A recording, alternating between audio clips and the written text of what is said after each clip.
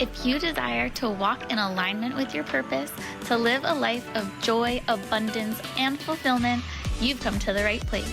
This is Sarah Locke, and welcome to Purpose Unlocked.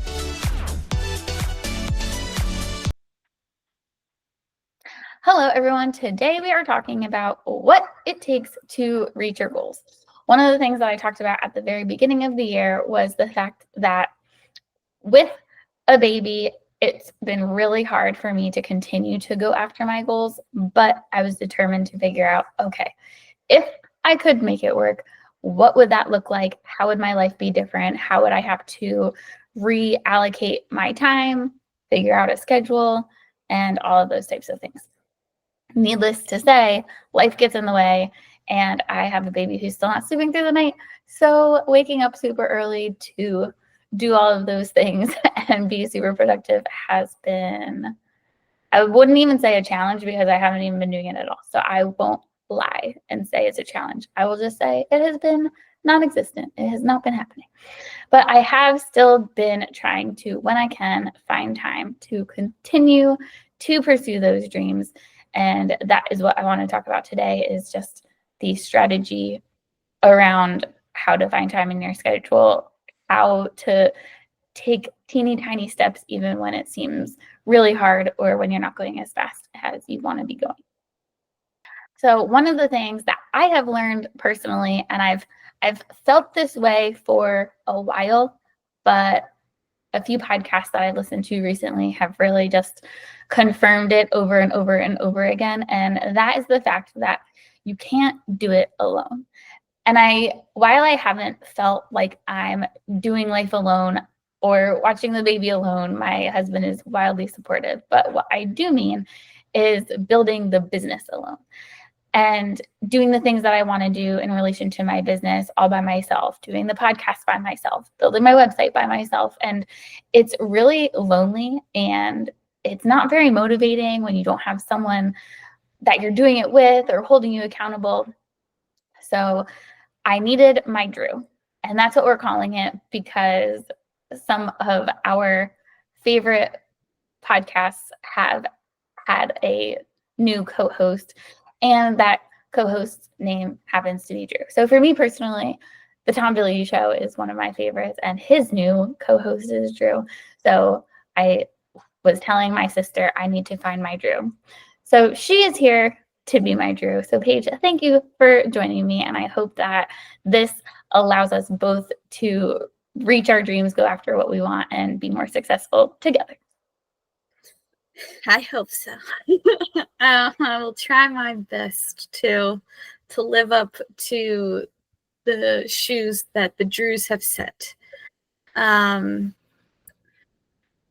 on the topic of not being able to do it alone, how do you find the correct person or persons to be your support system or assist you in accomplishing the goals or project? Well, I think at the very beginning, it has to be honestly just the person that's willing to do it. And this is something that you and I both heard. I believe his name is Daniel Priestley talk about. He was like, when you're starting a business, it's going to be so small that you basically need someone with a pulse to help you. So it has to be someone who basically loves you enough to be like, oh yeah, I'll take some of my free time and devote it to your mission because it's something that I could get on board with and we can both be passionate about. So yeah, find someone who loves you, that's going to support you, and try to do the best that they can to help you reach your goals. And then how do you know when it's the right time to include them? So do you include them from the get-go, right at the beginning? Do you do a little bit of planning and a little work before you start bringing somebody on, so you have like a template or a guide of like what the mission is and what your role for them is? Can you go into detail on that? I think you have to at least have some idea of what your vision is. I think you need to have attempted it by yourself. And not necessarily every time. Like if you want to go in on something with someone 50-50 and you both want to be like splitting things in terms of being the star of the show or having guests on and different things like that. If you want to split something 50-50, then go for it. If you are just looking for your supporting character, then that's when I think you need to go at it alone to figure out what you want and what that looks like for you. And then more so assigning that person a role in terms of what that looks like as the support that you need. Now, before you can get into all of that, you actually have to have a goal or a dream you want to accomplish. What steps do you take in goal setting and defining your dreams? If someone does not currently have a list of goals or dreams, where would they start? Well, one of the things that I've heard quite often is that we underestimate what we can do in a long period of time, but we overestimate what we can do in a short period of time. So a lot of us set quarterly goals. And well, I would hope that most of us set quarterly goals and we say, okay, this quarter, these are all the things that I really want to accomplish. And by the end of the year, I want to do X, Y, and Z, and it's going to be great. Well, most of the time we overestimate what we can get done in that amount of time, but we underestimate what we can get done in 3 to 5 years. So I usually suggest people go 3 to 5 years out, and I say, push yourself harder, push yourself to think, okay, if I could be living my dream life in 5 years, what would that dream life look like? Because if you look back on your life 5 years ago from where you are now, most of us would think like, I never thought I would be in this place. Like that doesn't even make sense. For example, for me, I didn't even know my husband that well 5 years ago. Like I knew of him because he was someone that I worked with, but I never in a million years thought like, oh yeah, that guy that works in finance, he's going to be my husband and we're going to have a really cute baby. So, so, but I knew that I wanted to be married. I was really hoping that I would be blessed enough to have the opportunity to do that and have children, but I didn't know what that looked like. And at the time, I wasn't in a situation where that even seemed possible. So I think our own ideas of what's realistic has a tendency to really dampen what we think we can have as our goals. So that's why when I ask people, like, what are your goals? Think 5 years out and think, what would be your dream life? What would it look like day to day? And nothing is off limits. Nothing is unrealistic. Don't think realistic. Think in terms of what do I want? What do I feel, my heart or my soul like drawing me towards, and write all of those things down. And from there, we can break down what are the habits that you would need to develop to get you there? What kind of person would you need to be successful in that role? So I think I try to have people go really big picture and then break it down in order to figure out what their goals are. No, that is the best way to do it, because again, you gotta see the bigger picture, or the big elephant, and then how do you eat that elephant? One bite at a time. Exactly. How can you make your dreams happen when it seems impossible? Like, say, somebody is running into a bunch of obstacles, setbacks, or a negative, non-conducive environment. Well, I think the first thing that you need to do is try to change I guess you would call it the charge of your environment, because you mentioned the word negative. You don't want to be in a negative environment. So if, for example, you have people telling you that you can't do it, then best move would be to get those people out of your life, or at least not talking to them as much on a daily basis. Don't be giving them updates on what you're trying to do. Just, cut that out of your life. If it is unfortunately your spouse, you can't just cut them out of your life, but you might need to have a serious conversation with them in terms of, I can't handle the negativity if it's not something that you're supportive of. need you to trust that I'm making the right decision for me. Or I guess it would be, if it was your spouse, it would be really hard because you obviously want their support and they're in your house every day. So dealing with negativity from your spouse would be really difficult. But perhaps you also could be making sure that you're supporting them as much as you could be. You know, are you being positive about their dreams, or are you being the same wet blanket toward them? And I think that supporting someone goes a long way. Treating someone the way that you expect them to treat you goes a really long way. So I think I'm really blessed in the fact that my husband usually believes in me way more than I believe in me. So he definitely wants me to go after my dreams. So anyway, I think I answered the first part of your question in terms of how do you set yourself up for success in terms of the environment. Oh, but then the other thing you asked about was obstacles. If someone's hitting obstacle after obstacle and it seems impossible, what should they do? I think that obstacles most of the time are meant to push us in the right direction or prepare us for bigger obstacles ahead. When you're doing anything that hasn't been done before, of course, you're going to come up with a bunch of obstacles because it's never been done before and it's difficult and you're learning and you've never done it before. So you're going to have to keep learning and keep growing.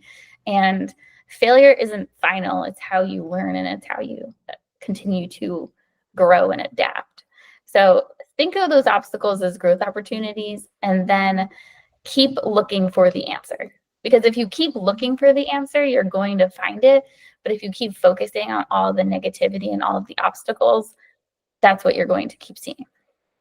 But focus on finding the answer because your brain is programmed to find answers to the questions that you're asking. So just keep constantly asking the question. Put the question on your wall if you have to, or on a sticky note on your mirror. Like, what is the question? What is the thing that you have to solve today? And keep looking for the answer to that question because you'll find it. And what about obstacles around time and being able to find time if you have a full-time job, or again, you're a parent, or yeah. Well, I guess it depends on your situation. If you have a full-time job and you're single and you don't have children, I promise you that you can find the time. I promise you that if you stopped doom scrolling, you would have a plethora of time. If, on the other hand, you have a full-time job or you're working 3 jobs or you have a new baby and you're working full-time, it's going to be a lot harder to find that time. So I can only speak from my own personal experience. My husband works full-time and I'm home with the baby, so I do have the luxury of when he's not working, he'll take the baby and again support me in pursuing my dreams. So that does make things quite a bit easier. However, in a lot of that quote unquote free time, I'm the one cooking dinner and doing those other things that need to be done and doing the laundry and all of that. So I think it is, especially if you have kids and one or both of you work, it's really hard to find the time. And I think you also have to realize that there's a season for everything in life. Me having a newborn was not the season to be doing a podcast or working on my business. That just wasn't realistic. But you also have to realize that season isn't forever. Eventually he's going to sleep through the night, and eventually I'm going to be able to get a full night's sleep so I can wake up early so I can have a few hours to myself. And so it's about, I don't want to say balance because balance is impossible most of the time, but it's about figuring out what season you're in and looking for the opportunity in the seasons ahead. What about financial setback? Like they need to be able to pay for supplies or certain equipment to start their journey. I think that there's two ways to pay for anything, and it's with time or money. And if you don't have money, then you need to have time. And if you if you don't have the money to be doing what you want or investing in what you want, you need to either find a way to earn the capital, or you need to find someone that already has it. So if you know someone, if you want to start a podcast, for instance, chances are you have cell phone. And most cell phones have really good quality audio and cameras now. So there's absolutely no reason you couldn't start. So there's one solution. Otherwise, you can find someone who you already know has a podcast, or you can find someone who works in some type of industry that has audio, video, whatever. If you don't know someone like that, go to any mainstream church. All mainstream churches have camera crews. They all post their sermons online now and all of those types of things. You can ask, if you go to your local church, you can ask someone and find someone with those types of expertise. So I guess it's kind of the same answer as the obstacle question before. When you have a problem and you focus on finding the solution, and you focus on the question, what is the solution to this problem? You're going to find the solution. Are there any other tips or pieces of advice you have to someone getting started that we have not discussed already? I think in order to answer that question, I would need to be someone who already is an expert or already achieved the thing that I wanted to achieve. And I think that I'm honestly I'm somewhat of a novice as well. Like, I'm just getting started and I'm still figuring it out. So that's why I'm just sharing what I'm learning along the way. And one of the things I learned was that I'm not going to be a morning person for the foreseeable future, because my baby doesn't sleep through the night. And I used to be a morning person, and I used to have that time that I could have to myself, either going to the gym or getting some work done. And that is not the season of life I'm in. So I really thought that was where I was going to find my time and dedicate time to what I want to build, and that just hasn't been the case. So it's finding time elsewhere, whether that be after my husband gets off work or on the weekends when he's able to watch the baby. So I think we're all learning together, and we're going to figure it out, because we're going to keep focusing on finding the solution. And I am in that boat with anybody else here listening. So I wish you all the best of luck in pursuing your dreams, finding solutions to your problems, because if you focus on the solution, you will absolutely find it. Thank you for the precious gift of your time. If you found this helpful, please be sure to like, subscribe, and share with someone you love. Until next time, count your blessings, love yourself, and stay fabulous.